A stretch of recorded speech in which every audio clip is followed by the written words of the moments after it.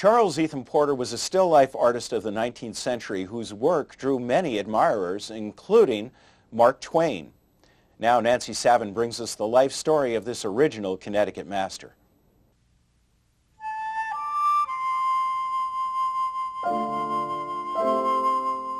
In the Grove Hill Cemetery in Rockville, Connecticut, a simple limestone monument commemorates the life of Charles Ethan Porter, one of this country's most accomplished African-American painters. Porter's talents, largely unknown and underappreciated, are just beginning to be recognized by a broader public. A highly praised artist who studied and lived in New York and in Paris, Charles Ethan Porter excelled in the still life genre, rendering the texture and surface of fruits and flowers with consummate skill. The range of Porter's work is fascinating because it follows the natural development of American art very closely, in that in the 1870s, he was painting still lifes in a very tightly rendered, Pre-Raphaelite manner, most often fruit pieces, very realistic, wonderfully rendered, and literally almost delectable. In 1893, in an essay written by Frederick Douglass, he mentions the fact that 4 prominent African-American artists were left out of the Columbia Exposition. He mentions the names of Henry Ossabaw Tanner, Bannister, Edward Mitchell Bannister, Mary Ammonia Lewis, and Charles Ethan Porter.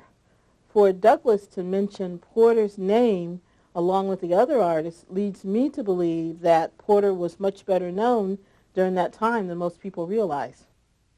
Despite being nationally known for his abundant gifts, Porter's career declined sharply at the turn of the century, and for decades after his death in 1923, his accomplishments went unrecognized. Charles Ethan Porter was a remarkable artist who did some exquisite work. He certainly does not deserve to be forgotten.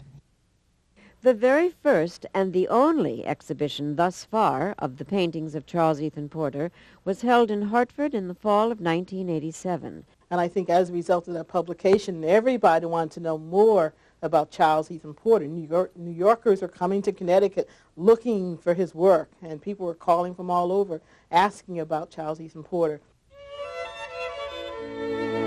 Born in Hartford in 1847, Porter was 10 years old when his father purchased land on Fox Hill, some 20 miles east of Hartford. His home, now renovated, still commands a spectacular view of Rockville. 4 years after graduating from the Rockville High School in 1869, Porter was accepted as a student at the National Academy of Design in New York City, one of the country's most prestigious art institutions. Fruit, one of Porter's earliest paintings, was exhibited for sale at the National Academy in 1876. His great talent abundantly evident, Porter established himself in downtown Hartford, where other successful painters also had their studios. When he came to Hartford, he had a studio in the Cheney Building, which used to be known as the Brown Thompson Department Store and has recently been known as the Richardson Building for the architect who built it. Porter at that point was very well known for the flower and fruit paintings that he did, and he did them with great meticulousness of detail that people in Hartford really responded to and loved.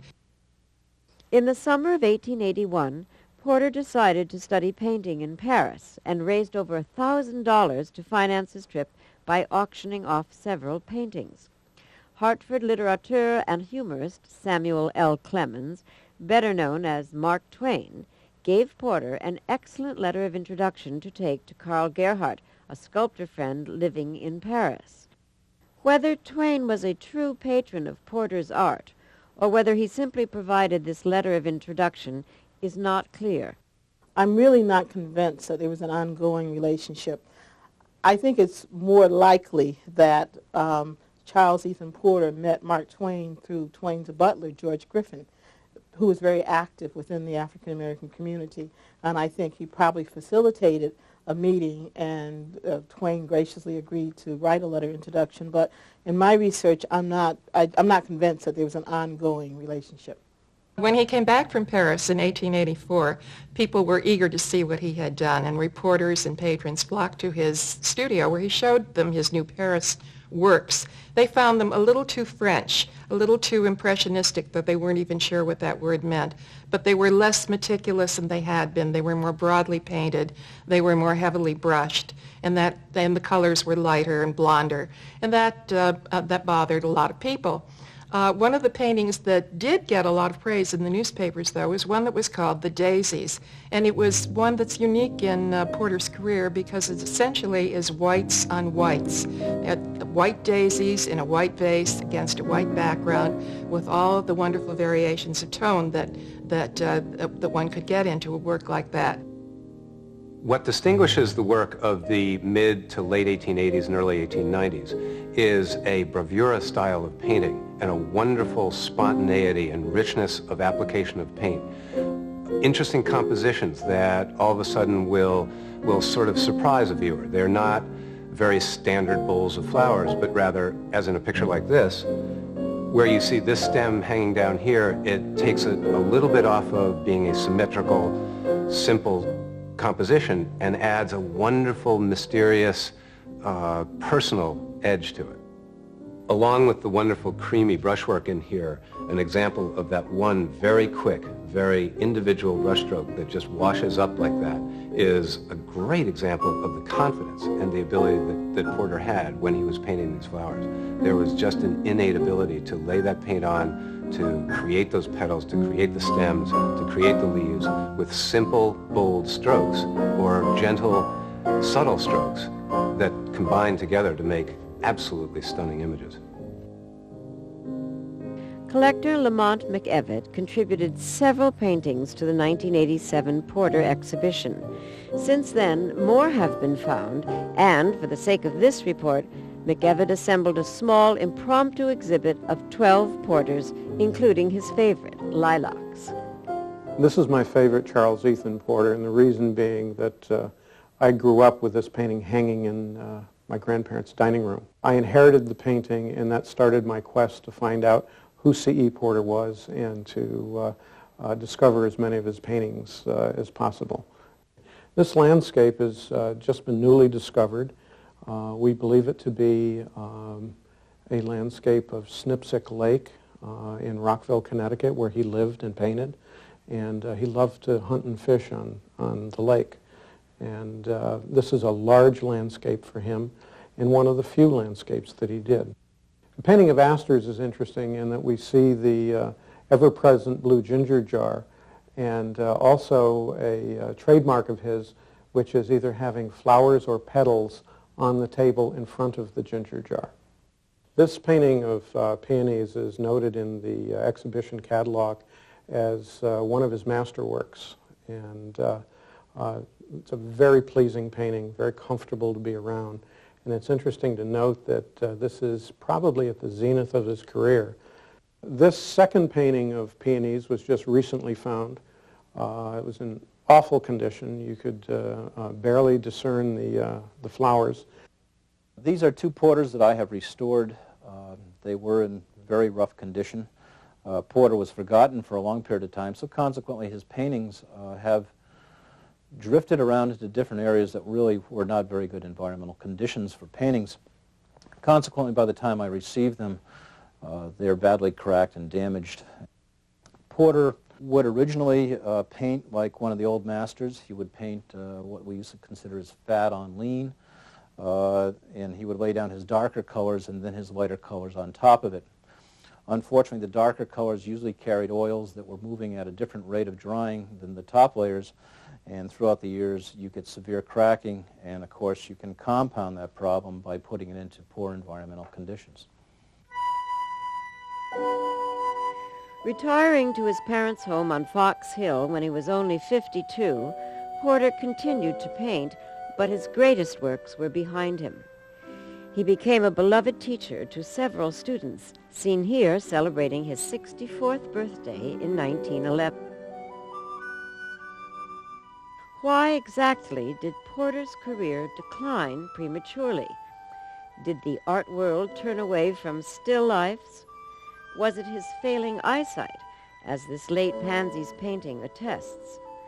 Or was it possibly having to endure shameful obstacles few artists have obtained a better education in drawing, and few are more deserving of success.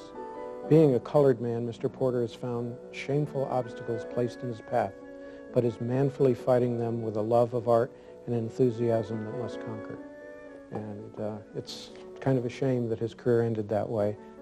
Since the publication and exhibition that coincided with the publication of the book on Charles Ethan Porter, put out by Helen Fuscus and the Connecticut Gallery, one would have thought that a number of pictures might have come to light. Surprisingly few, in fact, have. Occasionally, we see a picture come up at auction. Recently, there was a small landscape painting, not of great quality, but interesting, that sold very handsomely at that sale. The interest, the desire to find works by him is very high, but for some reason, surprisingly, we haven't yet filled out the whole body of his work. Are there more Porter paintings out there waiting to be discovered? Certainly, there is a growing interest in the life and work of Charles Ethan Porter.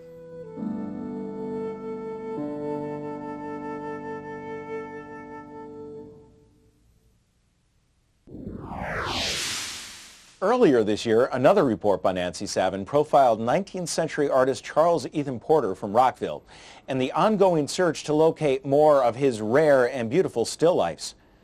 After that story aired in February, a CJ viewer called us saying that a Porter painting he saw in our broadcast looks similar to the one he purchased for only a few dollars at a Hartford tag sale. So last week, with camera in tow, Nancy Savin took Seth, our viewer, to the Stagecoach Gallery in Granby. There, Porter collector Lamont McEvitt and conservator David Kimball cast their trained eyes on the brushstrokes of the unsigned mystery painting. This looks very Porteresque in here. This is a nice short strokes and a little bit heavier impasto, which would be more typical of what he's using. But the outside is very smooth, and this is not typical of his work. I've restored about 60 or 70 paintings through the years by Porter. Most of them, and I'd say all of them actually, have been signed. And one of the difficulties is that people do come in here with lovely still lifes that they believe are Porter's. He had very talented students in the area, in the Hartford area, who could paint very well, and sometimes his hand is even detected in some of these paintings. But the main key is his signature, is that he usually always signs. And this painting, basically, although it is mildly dirty, is not enough to obscure a signature that basically would really pop out even under the dirt. The next stop, Old Lyme, where gallery owner Jeff Cooley gave an equally critical eye. From my standpoint, I know that we're thinking in terms of whether this might be by Charles Ethan Porter. It looks a little bit crude, a little bit sort of roughly painted, a little naive. He was capable of that in his work. He wasn't always a perfect painter. Sometimes we can find as much or more about a painting from the back than we can from the front. In this case, you can clearly see that it's an old painting. There's a nice old frame label right here from a Springfield frame maker named E.A. Walton and Company. And then, most temptingly, there's a little bit of a label right down here in the corner that clearly says oranges and number 83, so perhaps was exhibited at some point. And then just the remnants of what we would most likely think might be a name, and it does start with a C, and then we pretty much lose the rest of the label. If you put me on a spot and said, is it or isn't, I'd lean toward it's not, but it could be. There is no question about it. There are things about it. Like I said, Porter was not at his best all the time, and even at his most mediocre, he was capable of painting pictures probably not dissimilar to this one. Seth tells us he'll continue the research, and the mystery continues as well. That's it for this season of CJ. We'll see you in the fall for the start of our 4th season. I'm Jim Vicevich. For everyone here at Connecticut Journal, thanks for watching.